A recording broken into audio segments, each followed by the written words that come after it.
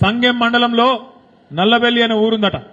ఆ ఊళ్ళే ఒక మహిళా రైతు భర్త ఎక్కడో బొంబాయిలో పనిచేస్తాడు, కొడుకు హైదరాబాద్లో ఉద్యోగం చేస్తాడట.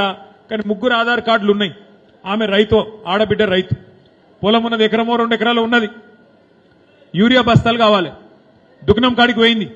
పోతే దుకాణపోటు చెప్పిండట, ఒక్క ఆధార్ కార్డు మీద ఒకటే బస్తా అని చెప్పిండట ఎకరానికి. ఏం చేయాలి మరి? 3 బస్తాలు కావాలి.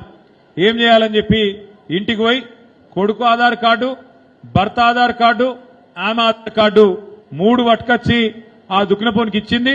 ఇచ్చి 3 బస్తాలు కొంటపోయింది. కొంటపోతే ఏమైంది ఎరికేనా?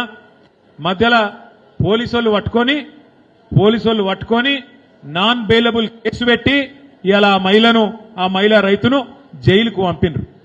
ఇదేనా ప్రభుత్వాన్ని నడిపే పద్ధతి? ఎరువులిస్తే దానికోసం యుద్ధాలు. ఎరువు కావాలంటే యుద్ధం. భర్త పేరు మీద, కొడుకు పేరు మీద ఆధార్ కార్డు పెట్టి ఎరువు బస్తా తెచ్చుకుంటే అదేదో మర్డర్ చేసినట్టు తీసుకుపోయి నాన్ బెయిలబుల్ కేసు పెట్టి జైల్లో పెడితే దీన్ని ప్రభుత్వం అందామా, ఇంకేమందాము? మీరు ఆలోచన చేయమని చెప్పి నేను కోరుతా ఉన్నా.